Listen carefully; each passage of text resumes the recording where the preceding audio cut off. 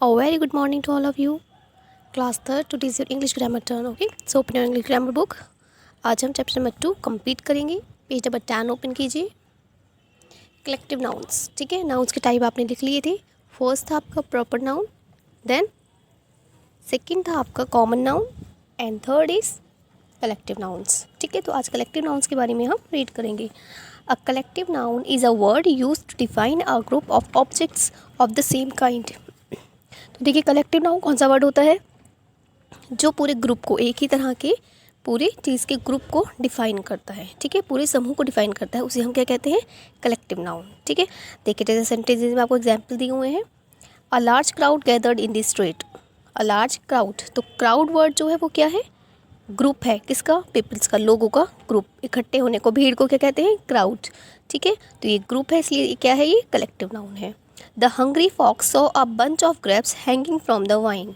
अब देखिए, बंच क्या है, बंच ऑफ ग्रेप्स यानी कि अंगूर का गुच्छा, अंगूरों का. ठीक है, तो बंच क्या है, एक पूरा ग्रुप है. बंच क्या है, ग्रुप. तो बंच नाउन जो है वो कौन से नाउन है, collective noun. We were attacked by a swarm of bees. ठीक है, यानी मधुमक्खी को छत्ता जो होता है ना, उसका पूरा ग्रुप. तो स्वार्म क्या है, ये ग्रुप ऑफ बीज यानी कि ग्रुप का नाम है. तो ये क्या है, स्वार्म क्या है, कलेक्टिव नाउन्स है. In the above sentences nouns like crowd, bunch, swarm which refer to a group of collection of persons, things or animals of the same kind are called collective nouns. ठीक है, यानी एक ही तरह के होने चाहिए, वो एनिमल्स हो चाहे बर्ड्स हो चाहे थिंग्स हो, उनके ग्रुप को हम क्या कहते हैं, कलेक्टिव नाउन्स. पूरे कलेक्शन को क्या कहते हैं, कलेक्टिव नाउन्स. ठीक है, देखिए यहाँ पर आपको दे रखे हैं लिस्ट कलेक्टिव नाउन्स की. ठीक है, जैसे प्यूपिल, जैसे लोग हैं तो उस पर देखिए क्लास ऑफ स्टूडेंट्स. अगर बहुत सारे स्टूडेंट्स हैं तो वो एक साथ बैठे हैं तो उनसे क्या कहेंगे, उनके ग्रुप को क्लास. ठीक है, a staff of teachers, teachers के ग्रुप को क्या कहेंगे, स्टाफ. ठीक है, an audience in a TV show. अब देखिए टीवी शो में कौन है, कौन देख रहा है टीवी शो, ऑडियंस देख रही है, पूरे दर्शक है ना. अ फैमिली ऑफ 3 मेंबर्स यानी कि 3 मेंबर्स जो है वो, उनका ग्रुप को क्या कहेंगे हम, फैमिली. ठीक है, इसी तरह से बाकी सारे आपको ये रीड करने हैं. ठीक है, क्या दे रखा है, ऑर्केस्ट्रा ऑफ म्यूजिशियन है ना, और committee of club, crew of seller, dynasty of Kings, gang of thieves और ट्रूप ऑफ डांसर्स. ठीक है, तो ये लोगों के ग्रुप हो गए. ठीक है, अब आते हैं एनिमल्स और बर्ड्स के भी. ठीक है, इसी तरह से समूह तो सब बनाते हैं, तो एनिमल और बर्ड्स भी किस में रहती हैं, ग्रुप में रहते हैं. तो उनके ग्रुप को क्या कहा जाता है, ये भी आपको दे रखा है. A troop of apes, a colony of ants है ना, ब्रूड ऑफ चिकन्स. ये सारे आपको रीड करने हैं और लर्न करने हैं. फिर आता है थिंग्स और ऑब्जेक्ट्स. ठीक है, किसी भी ऑब्जेक्ट या थिंग का भी ग्रुप होते हैं, जैसे a cluster of diamonds. Diamond के ग्रुप को क्या कहेंगे, क्लस्टर पूरा.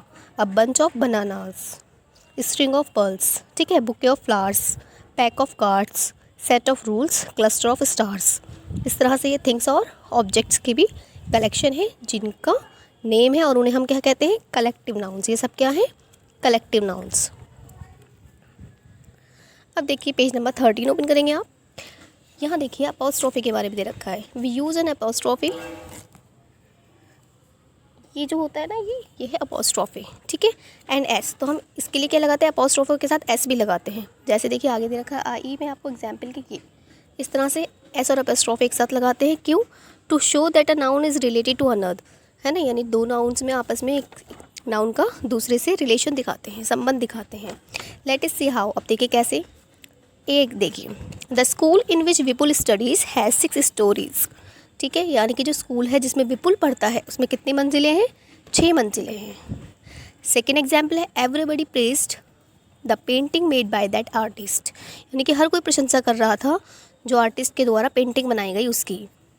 अब इन सेंटेंसेस को हम इस तरह में लिख सकते हैं. These can be written as, देखो इन्हें इस तरह भी लिखा जा सकता है. The school in which Vipul studies. इस पूरे सेंटेंस को, इतने लेंथी सेंटेंस को हमने क्या लिख दिया, विपुल्स स्कूल. क्या लिखा, विपुल्स है ना, यानी कि विपुल लगा के फिर वही अपोस्ट्रोफी और एस लगा दिया हमने, यानी कि विपुल का स्कूल. विपुल के स्कूल की 6 मंजिलें हैं. सेकंड में हमने क्या लिख दिया, everybody praised that artist painting. ठीक है, क्योंकि पेंटिंग किसकी थी, आर्टिस्ट की. तो आर्टिस्ट की पेंटिंग के लिए क्या लिखा, आर्टिस्ट में अपोस्ट्रोफी लगाकर एस लगाया. ठीक है, तो इस तरह से हम अपोस्ट्रोफी का यूज़ करते हैं और एस का. When a singular word or name ends in s, add an apostrophe and s to show position. देखिए अब क्या होता है कि जैसे देखिए अगर कोई भी सिंगुलर है, सिंगुलर वर्ड अगर उसके लास्ट में एस आता है तो हम तो डायरेक्ट क्या करते हैं, अपोस्ट्रोफी लगा के एस लगा देते हैं, जैसे जेम्स बुक है ना, it is desk, Ferris day off, इस तरह से। लेकिन अगर वो वरना प्लूरल वर्ड एंड से, अगर प्लूरल वर्ड है कोई है ना, सिंगुलर वर्ड है तो हमने तो एस के बाद क्या लगाना है, अपोस्ट्रोफी लगा के ऐसे ही लगाना है। लेकिन अगर वो नाउन कैसी है, प्लूरल नाउन है और उसके लास्ट में एस आ रहा है तो एस तो ऑलरेडी आ ही रहा है, बस आपको सिर्फ अपोस्ट्रोफी लगाना है एस के बाद, ठीक है। जैसे द कॉलेज इंस्ट्रक्टर्स था तो है ना, इंस्ट्रक्टर्स के लास्ट में क्या आ रहा है, एस आ रहा है ना, तो आपको सिर्फ क्या लगाना है, apostrophe. Cars are open old, many students, तो स्टूडेंट्स क्या है, प्लूरल वर्ड है, सारे बच्चे हैं, तो स्टूडेंट्स के एस में क्या लगा देंगे आप, एस के बाद अपोस्ट्रोफी लगा देंगे, ठीक है। लॉकर्स वर रेडेड, इस तरह से सिर्फ एस के बाद अपोस्ट्रोफी लगाना है। लेकिन अगर वो सिंगुलर वर्ड होता है, किसी का भी नेम होता है, सिंगुलर वर्ड होता है, तो क्या करते हैं कि अपोस्ट्रोफी लगाकर एस लिखना होता है, ठीक है।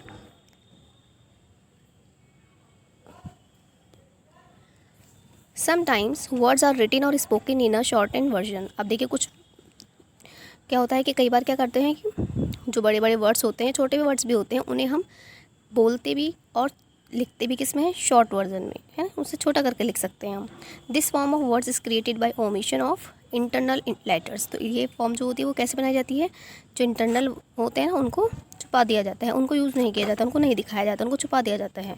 यानी जो अंदर के होते हैं उन्हें छोड़कर, using an apostrophe in their place, उन्हें छोड़ देते हैं, जो अंदर के वर्ड्स होते हैं उन्हें छोड़कर, लेटर्स को छोड़कर क्या करते हैं कि अपोस्ट्रोफी लगा देते हैं उनकी जगह पर।